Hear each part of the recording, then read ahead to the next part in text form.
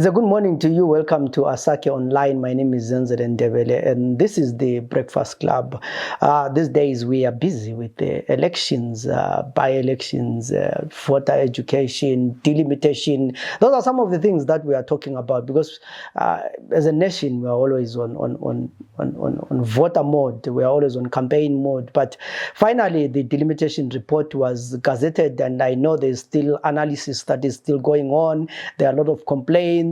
I mean, on a personal note, I'm not sure whether I'm happy, I'm sad, because at the end of the day, what matters is how many people are registered and whether people are going to vote or not. I'm not sure to what extent the boundaries or constituency boundaries would affect the presidential election, because it doesn't matter anyway when it comes to the presidential election. Maybe when it comes to issues of MPs. I think for groups in Bulawayo, I know there are a lot of civil society groups in Bulawayo. Quite a lot of political parties were busy campaigning or encouraging people to go and register to vote, because when the delimitation report started, people expected Matabeleland to lose quite a number of seats, between 6 and 9. Having said all this and the delimitation is done, I think Matabeleland only lost one constituency in Bulilima, where Bulilima East and Bulilima West have been combined into one. Funny enough, some people in Harare are not quite happy with this, because people felt that Bulawayo was supposed to lose seats, or Matabeleland was supposed to lose seats so that Harare gains. But at the end of the day, I think we need to be fair. Bulawayo also needs to be represented. Matabeleland also needs to be represented. And for organizations in Matabeleland, I'm sure they are happy with the delimitation report, because they protected the seats that they wanted to protect by whatever means, whether it was political or what. But Bulawayo managed to keep its constituencies. Same with Mat North, and we only lost one in Mat South. And I know a lot of people, I've seen lots of analysis about why this delimitation report was not fair, it was not done well, the formulas that were used were not constitutional. But we are here, and this is what we have for now until the next 10 years. The lesson, the bottom line, is people should register to vote. Talking about constituencies, I was actually shocked that the report says in Bulilima, between Bulilima East and Bulilima West, lost 28,000 voters in the last 10 years, between 2008 and now. And I'm wondering what happened to all these people. But we still, in these 10 years, how many young people turned 18? And how many of them are registered to vote? In the program today, we'll be talking to Hon.Ilos Nyoni. He is the Bulawayo East Member of Parliament. I know there have been delimitation in Bulawayo as well. Boundaries have changed, names have changed. I think we now have Bulawayo South and Bulawayo Central. So all these things we are still used, or we're yet to get used to the new boundaries. But he has been the MP for Bulawayo East, and at some point we discussed with him, and we want to find out almost 5 years later, how has it been being an MP? Welcome to the program. Thank you very much. Good day all. I appreciate very much. I was here, I think that was sometime in 2018. Yeah, it has been quite a challenge. We have been very busy on the ground, doing various projects for the people. Yeah, I remember when we interviewed you, it was 2018, just after you had been elected. Then there were quite a lot of expectations by people, and one of the things that we talked about was people expect an MP to attend the funeral as part of the duties.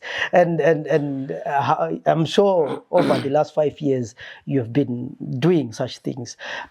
Reflecting after 5 years, what would you say is the role of an MP? What are we supposed to do if you're an MP?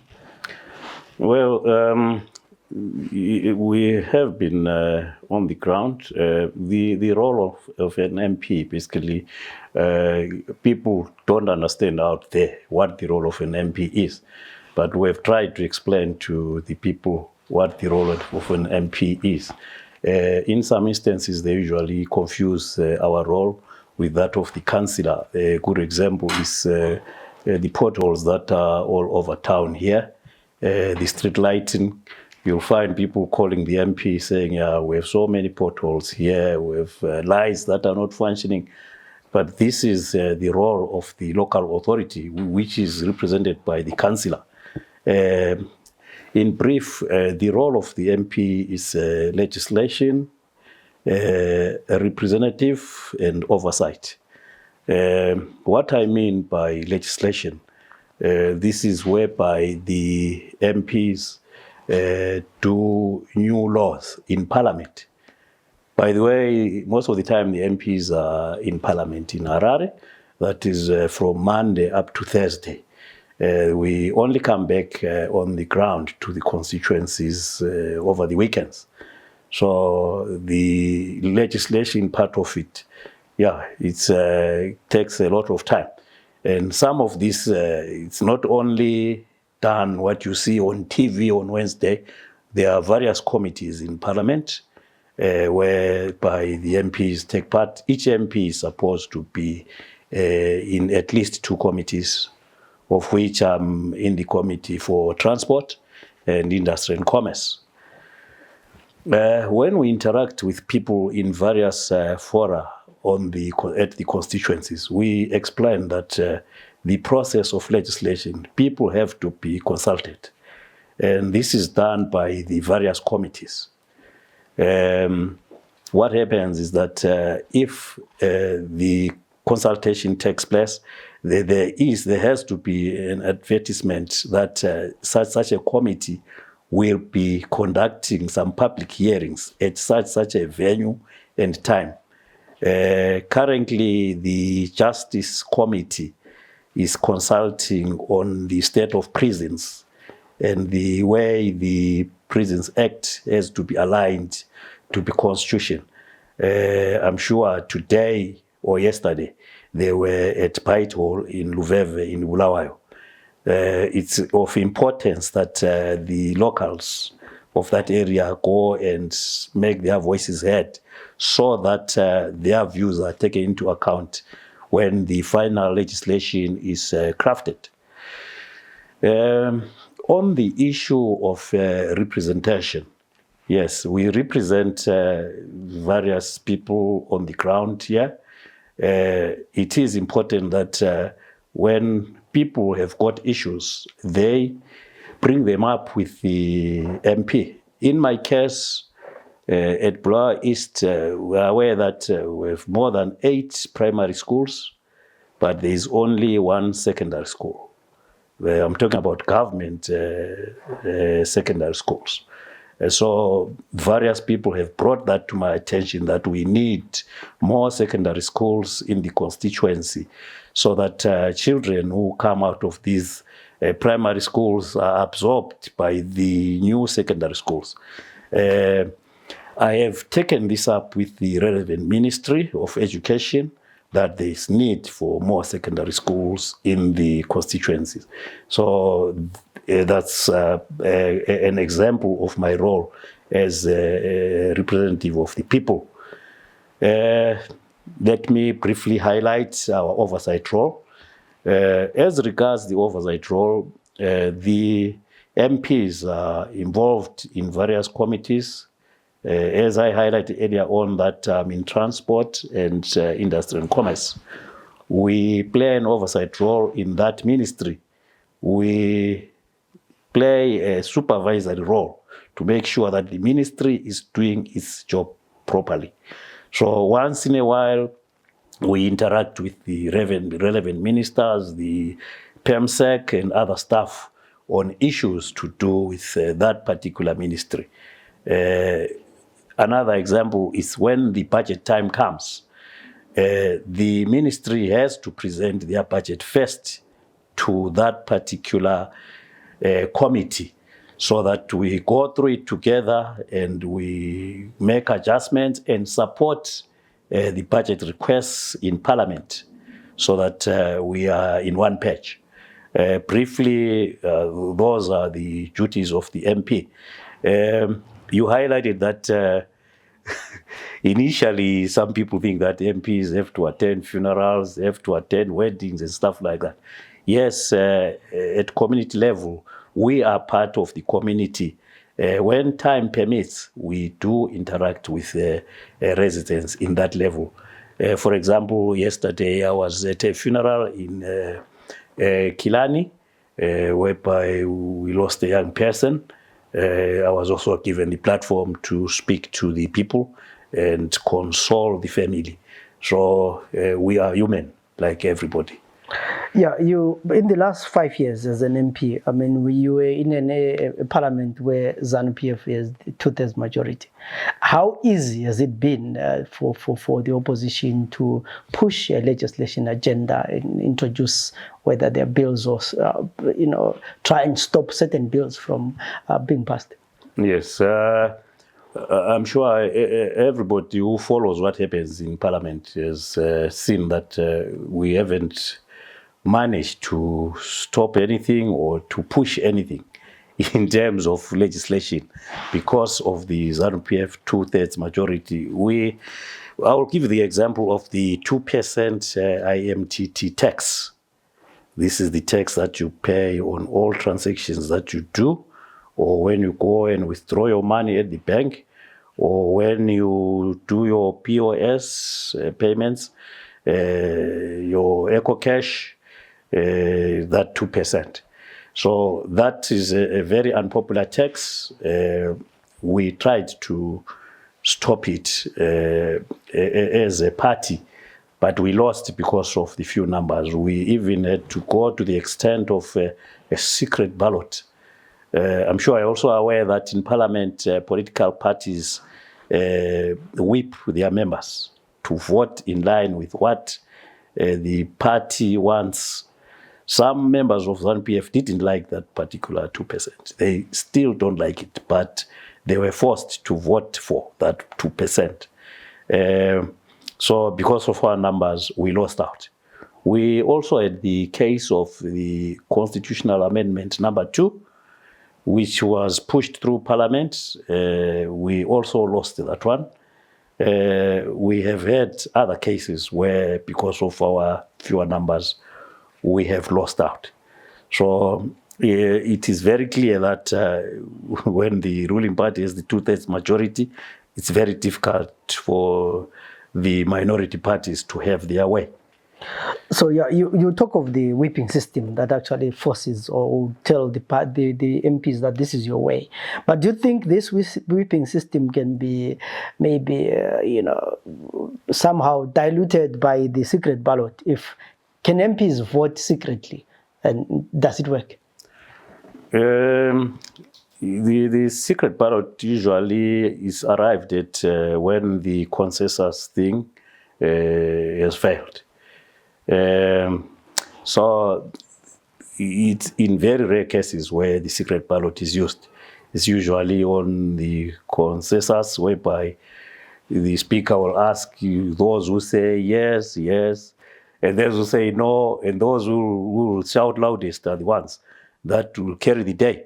And in most cases, the ruling party guys will have the loudest shout. So yeah, it is very difficult for the whipping system to be controlled. You also remember that in the Constitution, a political party can recall. They can recall you from Parliament or from Council if you don't follow what the party requires. So most MPs will be afraid to be recalled because of that clause in the Constitution. So they will just go along with what is what the party wants to be done. Yeah, so we have seen quite a number of bills that probably a lot of people are not happy with. You talked about the Constitutional Amendment number 2. Recently, the NGO bill was passed. Now we have the parts of the criminal code being amended to insert the so-called patriotic bill or patriotic elements of it.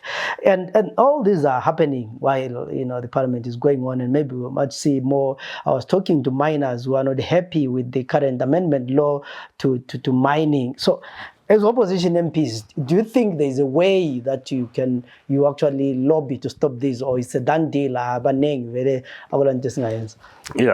basically, we have tried our best. We've tried our best to try and argue for reason, to try and see if logic and the right things are done. But unfortunately, most of the time, we always hit a brick wall. So it's not that something's not being done. We try our best. For example, on the PVO bill, which seek to criminalize the activities of some NGOs, we tried our best. We even tried the legal route by advising those who were affected to take that route. But unfortunately, as you are aware, our justice system is also captured. So it's just a situation that is very difficult to control at the moment. My point of view basically is to long term, this is a complete change of the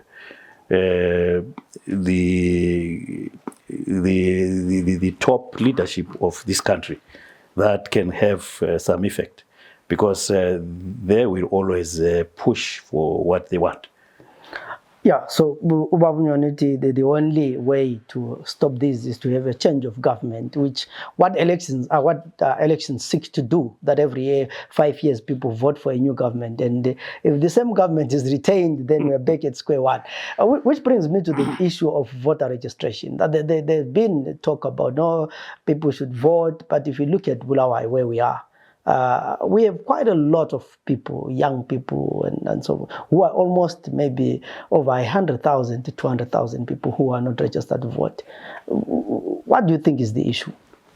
Yes, thank you very much for that observation. Yes, we have also observed that, and we have made recommendations. From my own point of view, the major problem is the issuing of identity cards. Identity cards are issued by the Registrar General's office. Voter registration is done by Zimbabwe Electoral Commission. We need a situation whereby when you get your national registration card, you get automatically registered.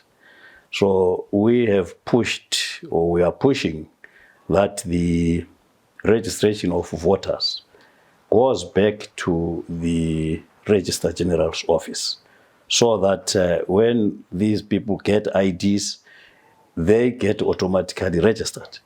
The other point is that there are so many people out there who do not have national identity cards, and as a result, they are not able to register.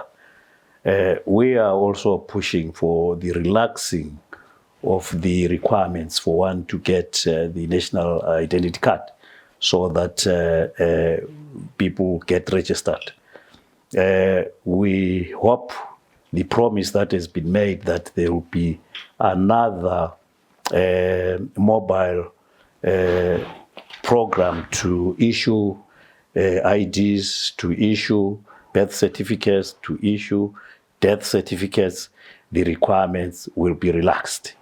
And thereafter, people can register. And then we have the attitude of the young people. Some do have IDs, but they are not motivated to register. So it is important for voter education that these young people, it is explained in detail that it is important and it's a right that one has to register and vote. Yeah, there is, as an MP, there's this issue about the, what you call the Constituency Development Fund. How do you handle it in your constituency? Yes, the CDF, the Constituency Development Fund, it's a fund that each and every constituency MP gets access to. Here I'm talking about MPs like me, those who were elected, not the provincial, the PRs, not the senators. The fund basically is to assist the MPs to do some tangible projects in the community, within the community. Please note that these are not a replacement of the normal budgets. Like when I was talking about building of schools, that is still the duty of the relevant ministry to build schools. because the real budget for that is in that particular ministry. These are just for little things, and the amount is not that much. So at Bulawayo East, we have had these allocations since 2019, and there is a requirement by Parliament that the MP becomes the chairperson of the Constituency Development Committee. That has to be formed at the constituency level. You also have to have the PR and the senator as the committee members. You also have to have an accountant. You also have to have a secretary and 2 members of the community who oversee the Constituency Development Committee Fund. There has to be an account that is opened through a bank. The procedure basically is when the decision is made on what has to be done. You convene a meeting for the community who then put their ideas in it and decide what has to be done with that particular CTF. However, there are some guidelines for certain projects. It is very clear that the money cannot be used for income generating projects. It has purely to be used for something that will benefit the community. In our case, we have managed to paint schools, we have managed to fence some schools, we have managed to drill some boreholes. Perhaps I can go into specifics if it's okay. Yeah. Right. In 2019, we did some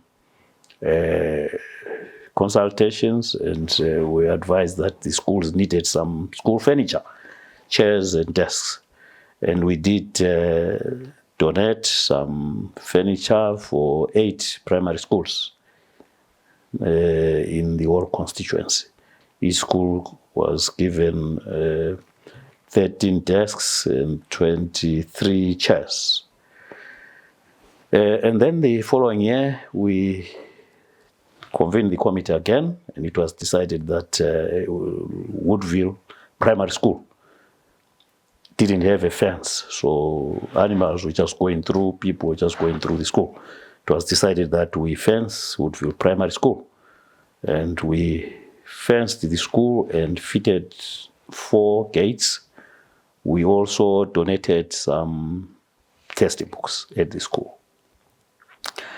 And the following year, we sat again as a committee and residents, and it was decided that we paint Lockview Primary School. This is the school where, which is dominated by children from vendors and people who are unemployed.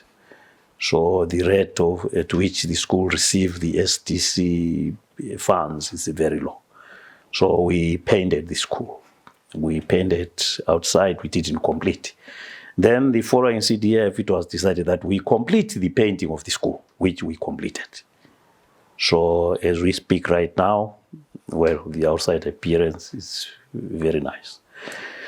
Then the year 2021, we again convened the meeting, and it was decided that we assist residents of Emhlangeni, a new suburb next to Parliamentary, with electricity. The residents themselves had managed to raise a bit of funds, got a quotation from ZESA, and we managed to buy them the cables and the insulators, and the project was completed. They are now having ZESA at their place. And then lastly, that was 2022, we again convened the usual meeting, and the residents decided that because of the water challenges, they needed some boreholes. And the money went towards drilling of balls. We drilled one in Mahachula. We did another one at Queen's Park. We did another one at John Slaven Primary School. And we are now doing one at Waterford Primary School. And we will be doing the last one at Machamhlope, probably Leaside Center. So far, let me come to the accounting of the monies that are released for CDF. All the payments that are done at CDF are done by RTGS. I've heard people, when somebody produces bond note, he says RTGS. I mean the real transfer. Yeah. It's not cash. Yeah. Yeah, there is no cash transactions that are done.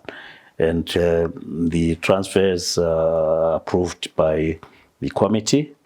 Any two signatories do that, of which the chairman, who is the MP, is one of the signatories. At the end of the project, the accounting person, the accountant, does a reconciliation, a financial report of some sort of what has been spent and what is remaining. And that report, together with the relevant invoices, quotations from suppliers, are submitted to the Parliamentary CDF committee, who then do the normal audit.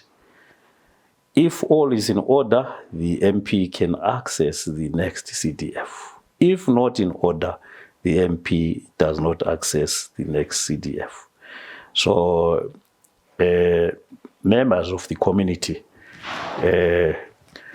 can also view the financial report if they need to ensure that the accountability is in order. So as far as Bulawayo East is concerned, all our CDF has been done above board. So are you saying there are some MPs who receive one and never again because they will not have accounted for their money? Yes, there are some MPs who have received and they've had problems with accounting of the CDF money. But anyway, I'm not in a position to name anybody. Yeah. They are there. Yeah. So moving to elections. We're already in election season, and what's your feeling of the environment? Do you think, looking at the experiences of the by-election, actually you're one of the people in Matopo when there was violence. Do you think these elections will be free and fair? This is the election season again. That season whereby Zimbabwe will be judged in how the elections are conducted. It is quite clear that the elections will not be free and fair. I've participated in various by-elections. In Bulilima ward, we did participate in the ward by-election there. There was absolutely no violence. We were surprised that what has happened with the ruling party, but there was absolutely no violence. We were able to articulate our party position to all residents in that particular ward.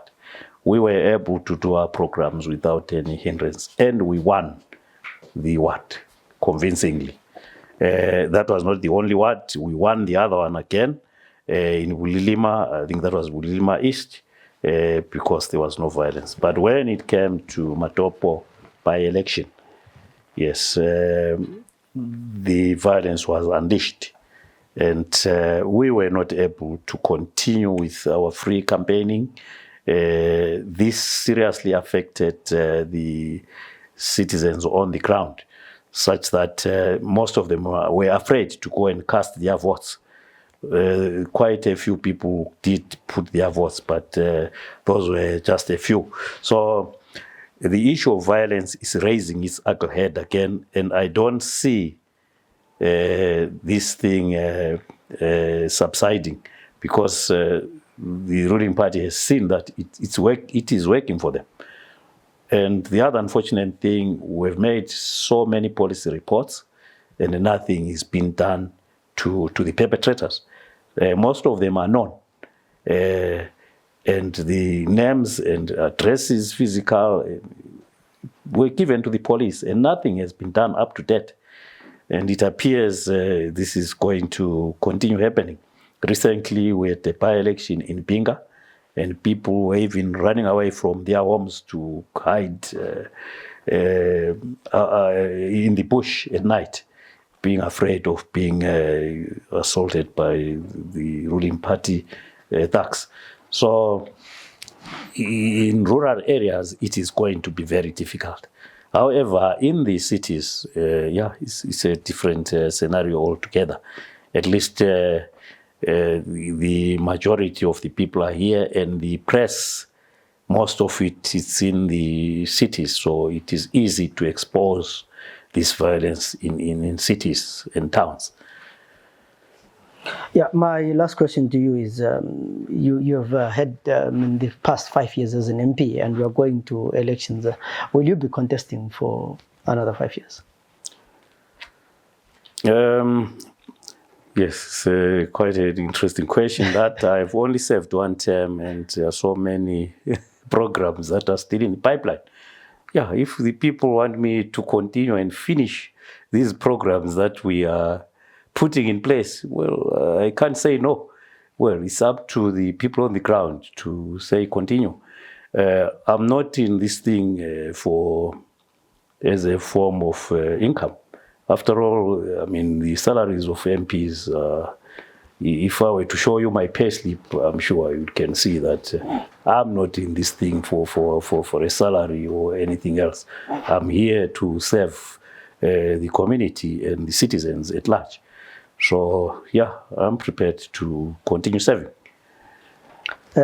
Thank you very much. That was OMP for Bulawayo East, Hon.Ilos Nyoni, talking to us about his last 5 years as an MP, the challenges, the experiences, and of course, clearly stating there that if the people of the constituency still feel like they need him to serve, he's willing to serve. So we'll be following all the progress that happens in the many different wards and constituencies. And of course, we'll be bringing you the news of the elections up until the elections are announced and the president is sworn in, the new or the old, and so forth and so on. And so expect to get lots and lots of programs and information about the upcoming elections on our channel. My name is Zenzele Ndebele. Till we meet again tomorrow or in other programs, have a good day.